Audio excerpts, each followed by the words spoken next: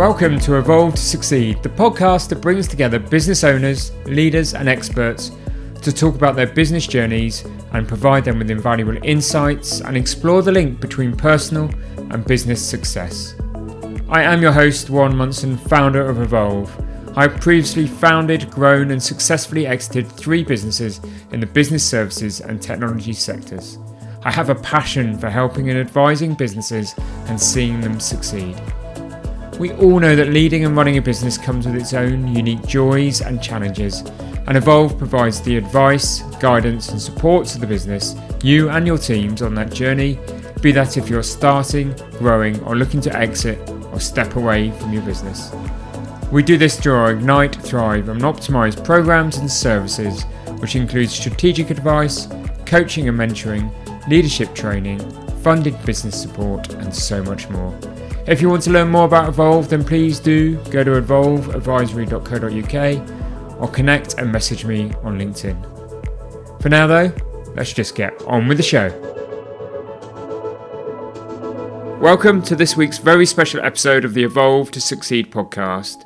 This episode is a live recording from an event that took place at the Foundry in Poole late last year with Jay Blades. Before we go on, I'd like to just thank Steve Wyatt of Restored Retro for helping put together the event and make it happen. Jay is a highly accomplished entrepreneur, presenter and social advocate whose journey, as we'll hear from the recording, amplifies resilience, creativity and the power of positive change. He is a widely recognised individual for his impactful work in both the business and within social enterprises. As the founder of J & Co, a successful furniture restoration business, Jay has demonstrated his entrepreneurial skills, transforming a passion for restoring furniture into a thriving enterprise. His business not only revitalises furniture, but also transforms lives by offering opportunities to individuals facing adversity, empowering them through craftsmanship and skill development. We all more likely know Jay as a familiar face on television, notably as the host of BBC's The Repair Shop, in which he not only demonstrates his passion for the value of craftsmanship and sustainability, but also his warmth and authenticity as a human being. Beyond his endeavours, Jay is a prominent voice advocating for social change and mental health awareness. His inspirational journey from adversity to success and the power of determination and resilience will, I'm sure, resonate with many of our listeners. Therefore, please sit back and listen to a great episode of the Evolve to Succeed podcast.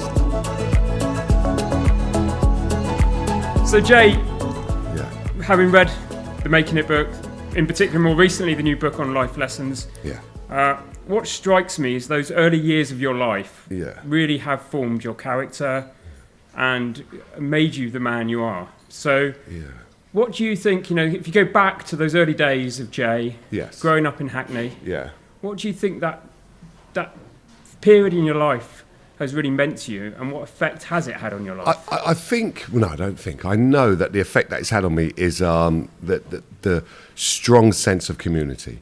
And whatever I try to do, that's all I try to create, a really strong sense of community and a foundation that we can all work and grow together and just support each other in the nicest way. Because when I was growing up in Hackney, even though we were poor, we were all under the same kind of thing where we were all poor, but we worked together. That's all it was. And that's what I'm trying to do with everything. So that's what it's learnt me, and that's what I try. I keep using that word. I don't know why. It must be because of this chest infection. That's what I put into everything I do. It's about a community. Feeling of community. Yeah, 100%. Feeling and achieving as a community. Okay. It's one of those things where you can do a hell of a lot as a community. I like to act like ants. So ANTS. Yeah, that's right. So if one ant went out into the community, what he'll do is find some food, and then he'll come back to the hive and he'll tell everybody else, listen, I found some food. And then you see the ants walking in a line. They're all going there. There's always one ant that drifts off, goes somewhere else, but then he comes back into the line. And then they bring the food back to the hive. If there's something too big, what then happens is 4 of them or 3 of them will work together to bring that back because there's a common interest. Yeah. So that's what I try to create now. That's your definition of what a community really is. 100%. We got to act like ants. Yeah. Act like ants. Yeah. Brilliant. Yeah. And there's also, out there's a great quote from Steve Jobs at, I think it was Harvard University or something like that, where he talked about the essence of, which is you can't really connect the dots to where you are today looking forward. You can only connect them looking backwards. Okay. And I kind of reflect on your journey yes. and, the successes, but the challenges, the adversity that you've overcome, the highs, the lows. Yeah. And I read about a man that's got immense resilience. Yeah, when you look back on it, it does say resilience, but when you're going through it, you don't really feel that way. Yeah. You don't feel like you're resilient. You don't feel that you are going to be able to achieve. It's really beautiful in hindsight to actually see the upbringing I've had, to see the loads of mistakes that I've made. If you read the Making It book, you read a lot about them. Some of them I had to take out because they were a bit too silly and wild. Too edgy. Yeah, a bit too edgy. But basically, I shouldn't be where I am today. And there's a reason why I'm here. And I think the biggest reason I think that I'm here, and I'll only find it out when I'm on my deathbed, that I'm here to influence people that I'm never going to meet, is to have a kind of ripple effect upon people to then be able to say, well, I can do it. If this person has done it, I can do it as well. Yeah. Because it's really, really hard when you're going through your trials and tribulations that it's hard to think, it's going to get better. Yeah, it's really, when you're really at your impossible. Lowest ebb and your lowest point, you can't look forward. No, you can't, and you can't look forward with regards to looking backwards. You can see the present, but sometimes the present is not where you want to be. Especially 8 years. I think it was 8 years ago. Yeah, 8 years ago, I didn't even want to be here. No, I was looking for a bridge to crash into. So it's like I couldn't see everything that I possibly have gained 8 years on. Yeah, and you're really honest in the books and talking about what happened 8 years ago, getting into your car, just driving away from home, trying to find a bridge. Yes. Living in your car for a number of days. Yes, for about a week I lived in the car. 8 years on, we're here today. You are the person you are. Yes. The fame and everything you've got, the business you've got, the impact you're having socially. Yes. How did that all come about? I mean, that's an immense turnaround. I tell you what, when I find out, I'll probably tell you that.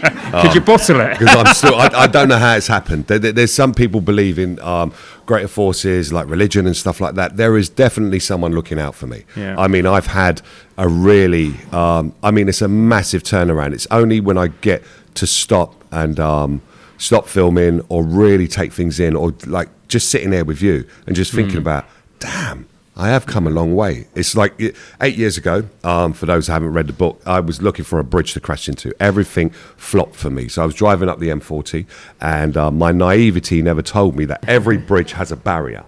And as it has a barrier, I was driving up the M40 thinking, all right, there's that bridge. And I could see the bridge in the distance, so I put your foot down, ready to drive into it. But there's a barrier. Okay, the next one. Once I came through all of that, it's like then to be...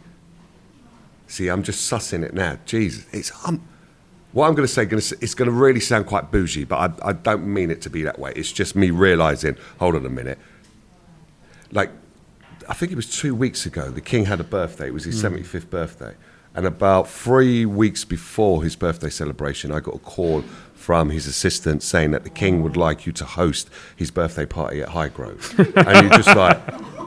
To go from 8 years ago, you're ready to drive into a bridge, to then be invited by the King to host his birthday party. It's one of the most surreal experiences. But what happened straight after the King's birthday party, then I go on to something else. I'm filming, I'm doing this. Yeah. So I don't have time to You don't have time to stop, reflect and take it in. I can't digest it. I call it breathing it. I don't have time to breathe the experiences that I've had. And even having... There's another one just come back, and sorry, it does sound very bougie. I apologise for this, but even having lunch with Dame Judi Dench, that she's cooking dinner for me. You know what I mean? Yeah. It's just like, are you for real? Like, is this really happening? And then we finished lunch, and then she's like, oh, let's go out and feed the ducks. I'm like, what? You got ducks here? We go out the back. She's got this lake, and the ducks are there, and I'm just feeding. I'm like, I'm here with the Dame. We're feeding these ducks. My missus is there. this is a bit surreal. So I don't know how I got myself there. Yeah. I wouldn't say to people, okay, take this path. I think the path was already determined for me. And it's a case of, right, I'm just walking those steps now. That's all I'm doing. Do you not think it's that seize the opportunities as they present themselves, be resilient? No, I never think say no. There's loads of opportunities out there, but I think there's this saying called real recognizes real. So real people recognize real people. And I say nice people recognize nice people. So when you meet the people such as Dame Julie Danes, Dame Mary Berry, Sir David Jason, there's a real connection I have with those people, that they have become friends. And it's one of the most surrealist things. And I don't think it's seizing an opportunity, because these people are way up there. Yeah, in they've the seized their opportunity. Yeah, they're up beyond. there. Yeah. And they've got loads of people that come to them on a regular basis that are trying to capitalize upon their fame to make themselves bigger. So I'm sure that they won't suffer fools lightly. So like me coming to them and speaking with them, we've just formed a friendship, and there wasn't necessarily an opportunity. It was just, I would say, an opportunity to probably become a community member of being friends. I was just about to say, do you think That's there's all some of was. it that comes back to that sense of purpose that you talked about, that sense of community, and you're not in it for the ego of it? No. Are you in it to do some good? No, 100%. It's nothing to do with me. Is ego. I don't do ego very well. No. I try to just be me, and don't look at this celebrity status, because some people can it can go to their head, and it came to me quite late. I think I started in TV when I was 46, so I had a life before that, and then now it's just a surreal experience. I mean it's unbelievably surreal. Yeah. Just got to live it and enjoy it every day. Well, I have to go away to enjoy it. Yeah. Like when I'm going away on Monday for 2 weeks, and I think that's when I'll have a time to just look back. My missus said what she's going to do is we're just going to look back at the year, what I've done, and then just really like, wow, really enjoy it. Because I haven't enjoyed it, to tell the truth. Not that I haven't enjoyed myself doing it, but I haven't really taken it all in. Taken it in and reflected on your achievements and celebrated. And it's crazy. It's a lot. Yeah. I'm just sussing about the King's thing. And my mum was there, and she was saying to the King, she goes to the King, "Oh, you look better up in personal than you do from afar." And he turned around and he goes to her, "Excuse me?" And she goes, "Yeah, you're really good looking." And he was just like, "Oh, thank you." I've never seen him ever get like that. So after he had done the rounds and he spoke to everybody, then we walked outside, and I'd asked, "Sorry, sir, for my mum chatting you up and all that." And he goes to me, no, I loved it. That was the best bit. Like, I've got a spring in me step. And he just walked off and he kind of skipped. It was unbelievable. You saw my mum made the King skip. Your mum hitting on him. Because when kids skip, that means they're happy. They're really, and us as adults, we don't skip enough. But to see the King skipping was like, oh, that's tasty. I was going to talk to you about that kind of relationship with the King, because it starts you're quite standoffish. And you're not sure what you should get involved, or you describe yourself as a boy from a council estate in Hackney. Yeah, and I met someone from the Royal Estate. And and you met somebody from the Royal Estate, and it just felt, is this right? Does it feel right? No, I think a lot of people, the sad thing about it, you saw there's a show that we done on the repair shop where he came along. Well, we went to Dumfries House, we picked up some items, and then he came to pick those up. The thing about it, we was at Dumfries House, I think 2 days before, and we was doing loads of rehearsals. I mean, it was insane. I don't like rehearsing. Yeah. I don't like doing any prep for questions. Don't tell me the questions. Don't tell me the questions. I don't like it. We just do it natural. So we did all of that, and they were saying someone was acting as the King. This is what he's going to do. This is what he's going to say. Blah blah blah. 2 days we'd done this. First meeting I had with him went totally off script. He never done anything that we had rehearsed for, and it was so funny that we had met in this kind of lobby. So he's got a lobby probably about the size of this room. He came down the stairs, and there's a lady in the corner over there. And in this room, there's loads of clocks. I mean, just loads. So we're outside, and he started talking to me about this clock and about that one. He asked the lady to bring one over. She had these white gloves on. She brought it over. He's explaining that, and then she went back. And then he turned to me, and he goes, "Jay, where's the cameras?" And I goes, "They're in the room, sir." And he's like, "Well, what are we doing here?"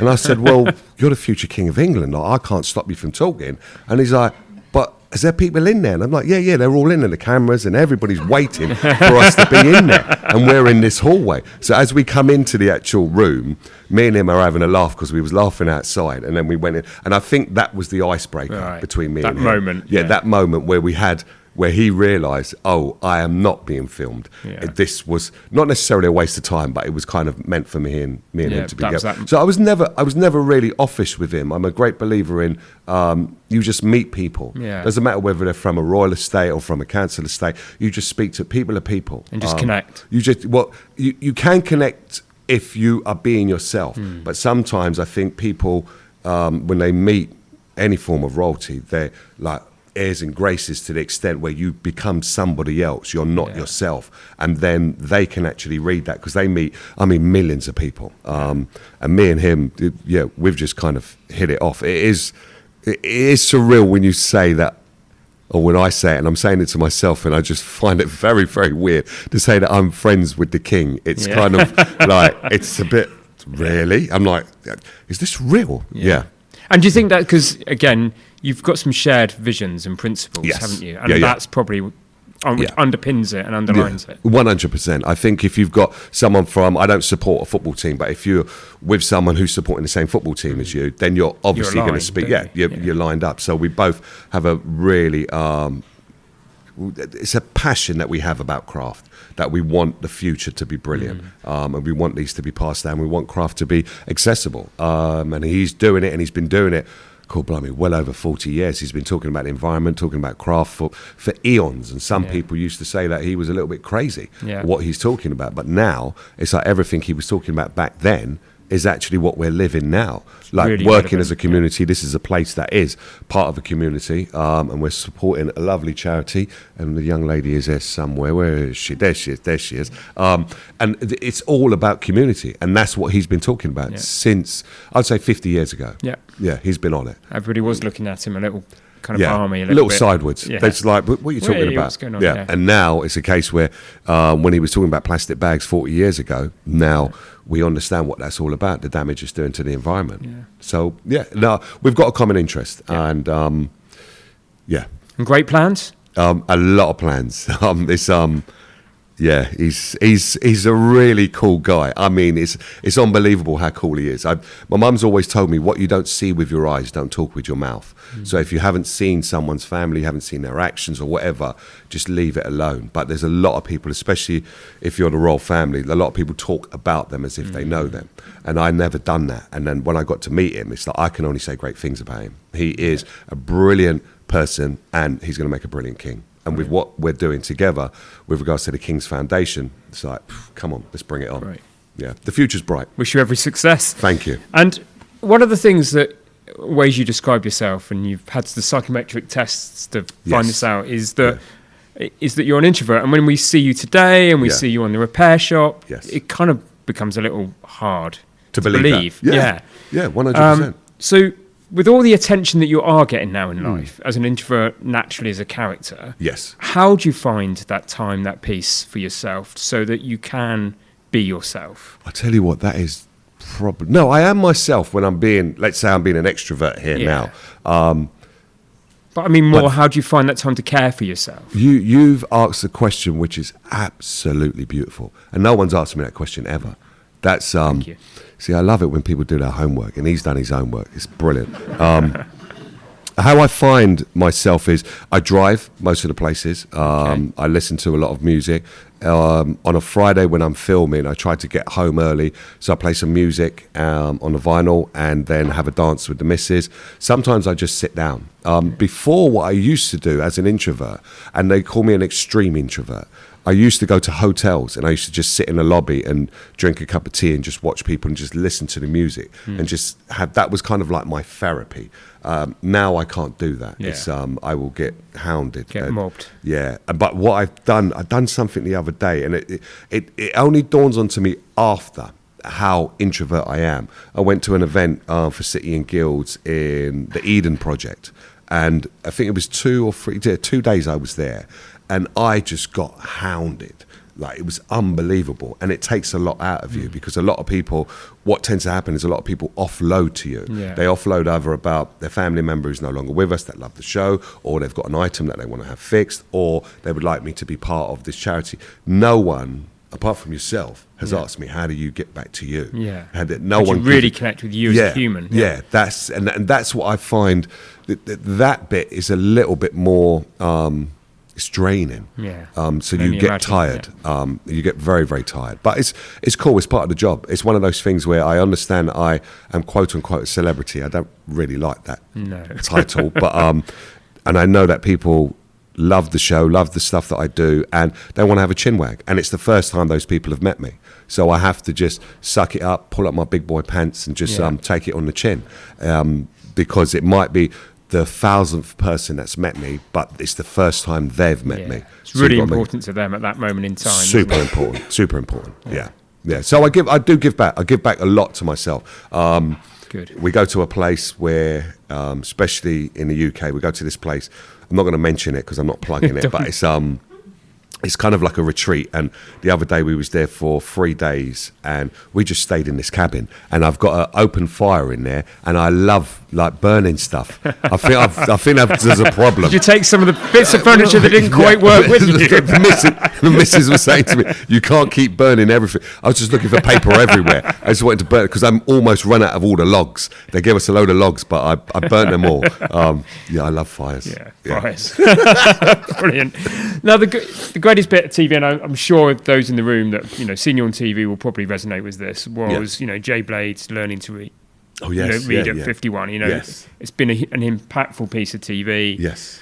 The piece for me around that was that you were so open, that you did have dyslexia, that you couldn't still read. That was kind of the shock in the opening elements of the program, and then you went on that journey and you shared that personal journey. It's got to be done. Yeah. And was that really important? It was clearly really important for you to do that. No, my mission is to influence people I'm never going to meet. Yeah. So writing the book and being open about my depression, attempts of suicide and so on and so forth, mental health, going through counselling, and then learning to read was almost like...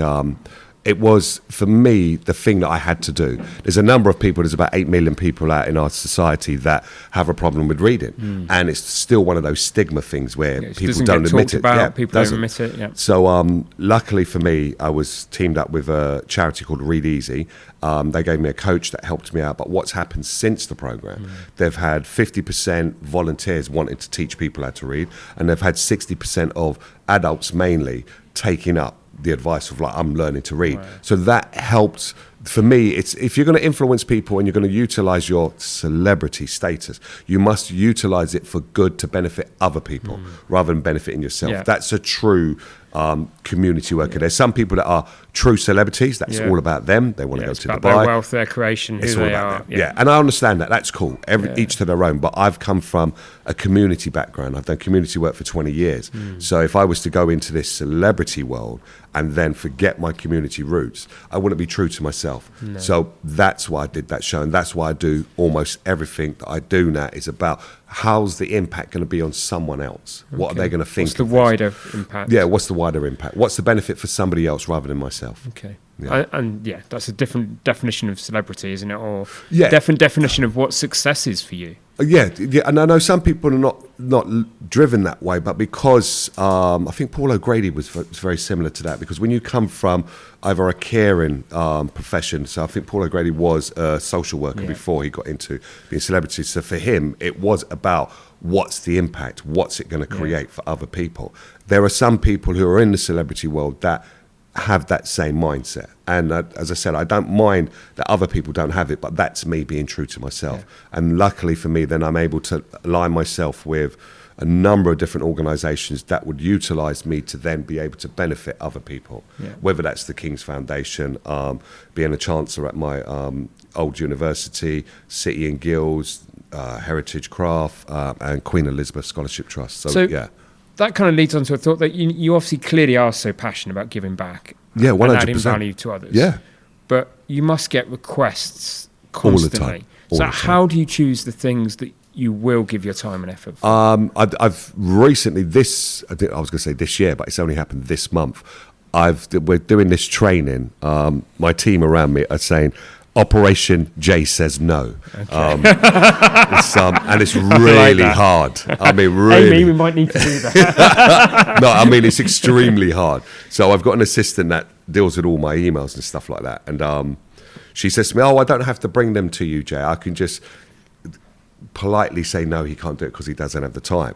And I said to her, well, that's not helping me with Operation J Says No. So she brings me these things, and she feels sorry for me because she can feel like, well, Jay, you're doing that on that day that they want you to do. Could we? And then you haven't had lunch on that day as well.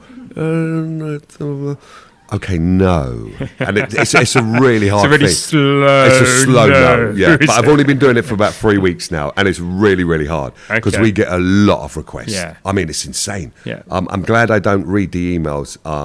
One, because I can't read them all, and it's like I don't have the time. But she deals with.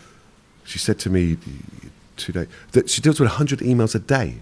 Imagine that. 100. Just 100 emails. Yeah, just requests. And then she's got 8 different people that put into my diary who all have to go through her, whether it's to do with the book, whether it's to do with events that I've already said that I'm going to do, TV, loads of stuff she deals with. It's crazy. Yeah. Amazing. But I'm getting used to saying no. It's really... Operation J Says it's really no. hard, Watch man. The space, hey? It's really hard, yeah. Because there's some really... I think the sad thing for me is that there's not many people that are out there, in my eyes, doing what they should be doing with their celebrity status. We should be all giving back. Imagine we all was to act like ants, and then it would just be perfect. Everything would be cool. But there are some people that are a little bit selfish. Yeah, I mean, I've met you for the first time today, and you know, the thing is that for you, it's not... It's clear, isn't it, that everybody would agree that sense of purpose, that passion for giving back, the sense of community is what you're doing it for. I think that's rare, whereas most celebrities, it is about them, it's about their wealth creation, it's about their ego, it's all about that. Yeah, I've fallen out with some celebrities as well. I'll tell you that, because I asked them, well, what are you doing for the future? And then they say to me, I'm getting a place in Dubai and I'm doing this. I said, no, the future. And they look at me quite strange. And I say, well, I'm talking about for people where you're from. Like, you didn't just become a celebrity, you are from somewhere. How are you helping your community? And like, why are you asking me that question? I just want to know. And then they swiftly move away from me. And I can't call them anymore. That's the difficult question. Yeah, very difficult. So we've got plenty of business owners, leaders in the room today. Yes. And I think, you know, as a community, you know, this Foundry is a great place, it's a great community. And as I think, you know, the Bournemouth Christchurch conurbation is that as well, and there's a lot of people here that want to give back to their community, or maybe want to bring that sense of achieving something wider for the business community or the community at large into their business. Yes. Any hints and tips about how going? I would always say go it? local. Go local. Always look at a local charity.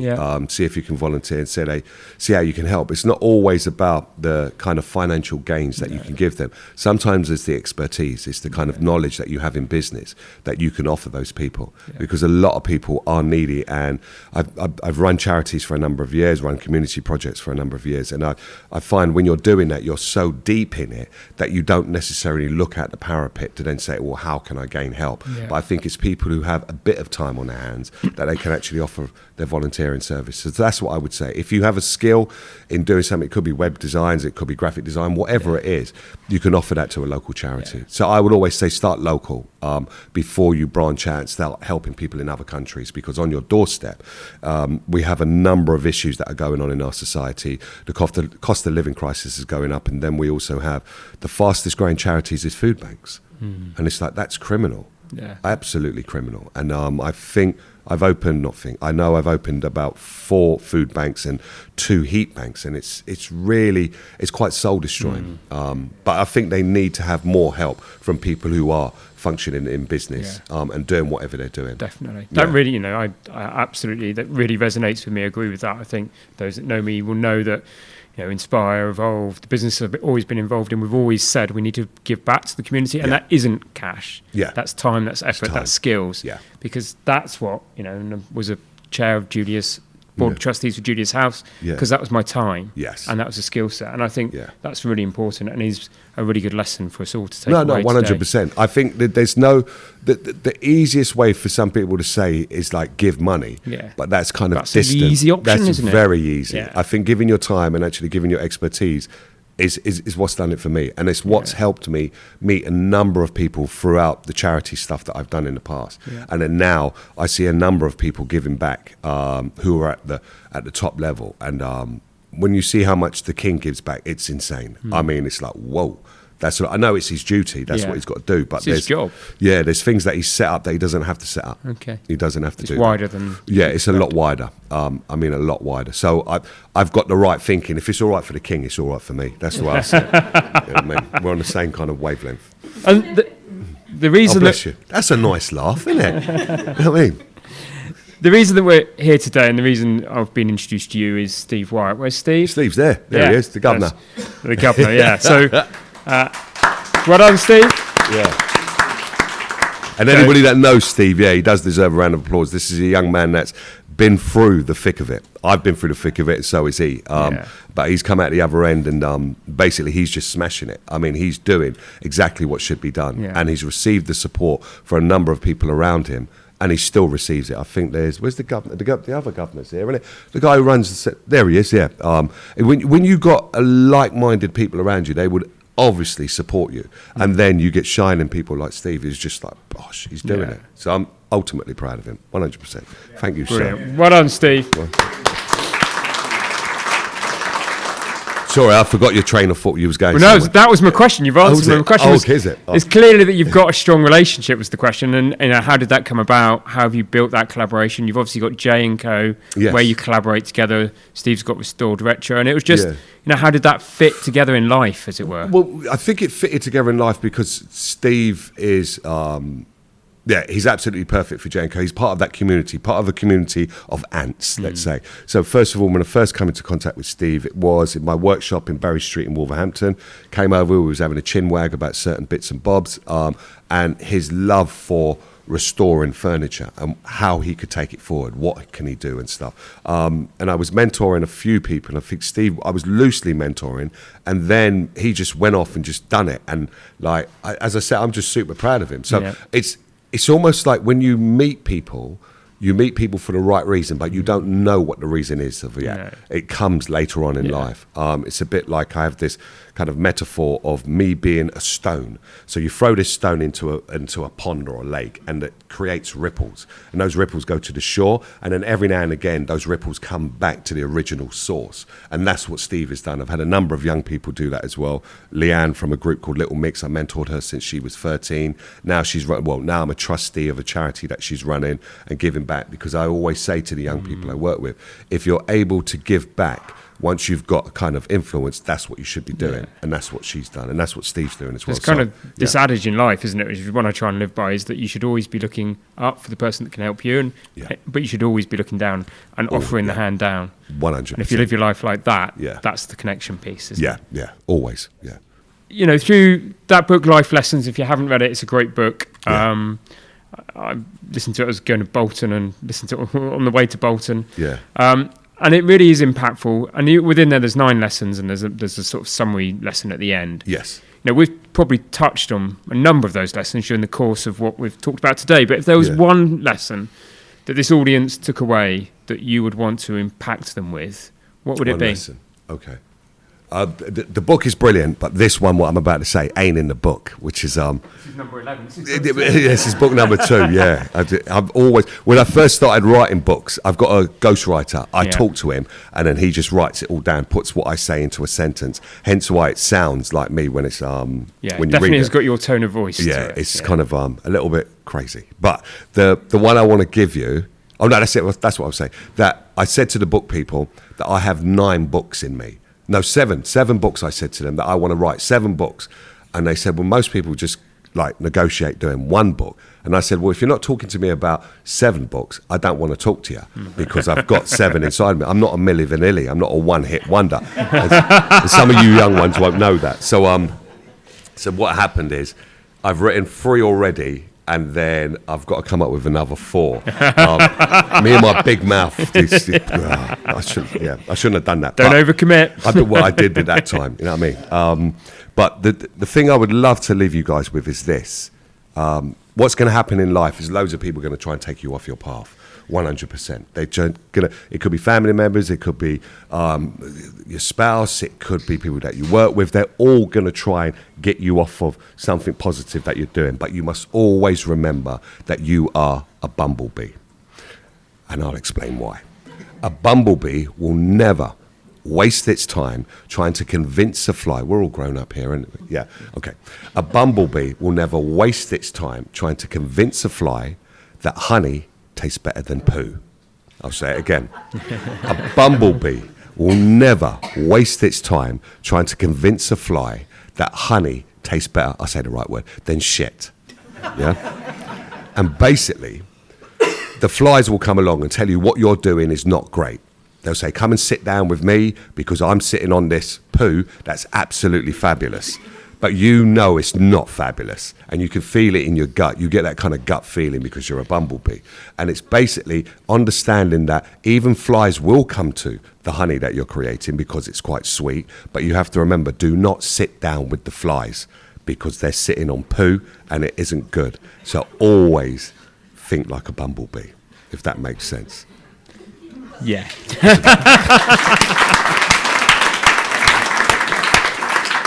So we always end the podcast with one question, and I'm going to do that now before I open the floor to questions. And I think you've really talked about this during the course of our conversation, Jay, but I do want to revisit it. Cool. And that is, what is your definition of personal success?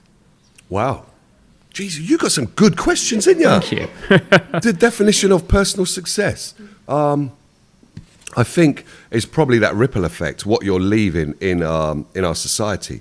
Are you leaving a ripple for people to follow and people to actually be inspired to go forward and do something similar to what you've done, which is help others?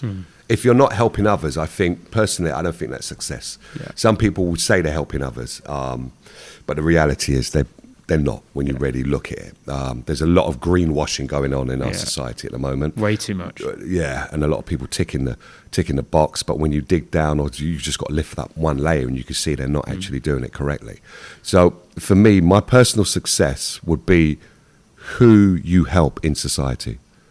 And you're not gaining anything from helping those people. Yeah. So you're not shouting about it.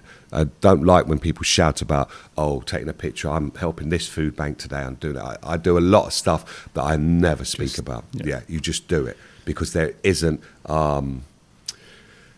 there's no class in talking about it in that way. No. So that's personal success for me. It's about who you help. And I help a lot of people. There's a lady, this one I have to talk about because we're going to make it a big thing. I'm doing this thing called J Blades Presents. Not that I have enough on my plate. I've put even more on. Not one you didn't say no to. No, this one. Sometimes there's this lady, she sent me this box. It was like a box with all of her designs that were in it and a lovely letter. And my wife was reading it. And my wife started crying. Really like crying, and she's reading this letter to herself before she reads it out to me. And I was like, well, what's going on? Who's been hurt? What's happening? And then she stopped reading. She's like, you're going to help this girl, aren't you? I said, but who is the girl? What are you talking about? And tears are running down. And then she explained to me there is a young girl, 23 years old. She's got leukemia, brain tumour. She suffers from epileptic fits. The doctor said to her that she'll never write or draw again. She's taught herself how to write, and she's done these brilliant designs. And I've then mentored her, helped her out, getting her a website, all that kind of stuff. And then I've reached out to some of my friends and I've said, well, look, I would like to do this thing called J Blades Presents, where I present people who have not gone to Royal College of Art or they're a bit of an underdog and I want to give them a lift up. Can you help me out? So we reached out to places like Liberties, Hills, Fortman & Masons, Selfridges, there was someone else. But Fortman & Masons have come back, and Fortman & Masons says we are going to make a real big deal about this. Wow. So they've allowed me to showcase this young lady in there, but then also we're looking at showcasing other people in there. And there's no financial gain for myself. There's no financial gain for Fortman & Masons. All it is that you have the big boys looking after someone who's quite small and just putting them on that platform. Yeah. So that's what success to me is really all about. If you're not doing that kind of stuff, then move out of the way because I've got to do it myself. Yeah, Jay's on his way. Yeah, I'm on my way. If you're going to come and help me, cool. But if you're not, just sit there Create where some you are. ripples with me. Yeah, go to Dubai. It's all right. Yeah. You know Go what buy I mean? your house in Dubai. Yeah, that's cool. Yeah. Perfect. Brilliant, Jay. Thank you, Jay. Yeah.